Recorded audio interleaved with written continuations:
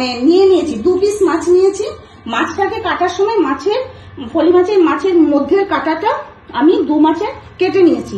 কেটে নিয়ে এখানেই রেখেছি। রাখার পরে এখন এখানে তার উপকরণ দেবো আমি। এখানে অল্প পেঁয়াজ বাটা দিয়েছি, এখানে একটু শস্য বাটার মধ্যে আমি দিয়েছি অল্প একটা কাঁচা লঙ্কা, আর অল্প একটু আদা বাটা দিয়েছি যাতে টেস্টটা বাড়ে। আর এখানে পুরটা বানিয়ে রেখেছি যাতে মাছের পুরটা ঢোকানোর পরে র্যাপ করে আমি উনানে দেবো।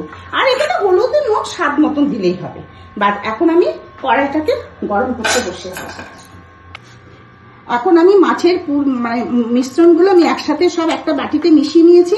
এখন আমি আস্তে আস্তে মাছের পুরটাকে এখানে দেব, মাছের ভিতরে পুরটা দিয়ে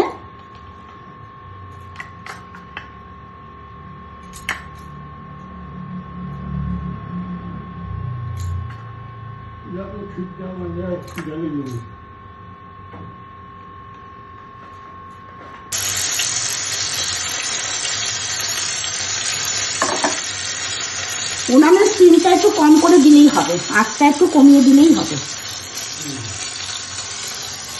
দ্বিতীয় পুরটাও দিয়ে দিলাম।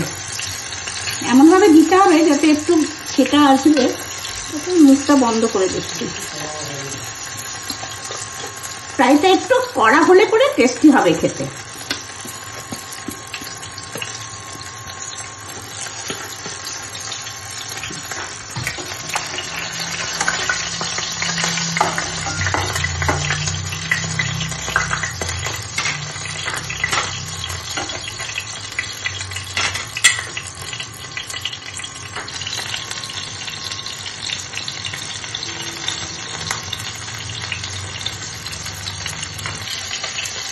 বাকি যে উপকরণ ছিল সেই উপকরণগুলো আমি দিয়ে দিলাম সাইডে মাছের ক্ষেত্রে।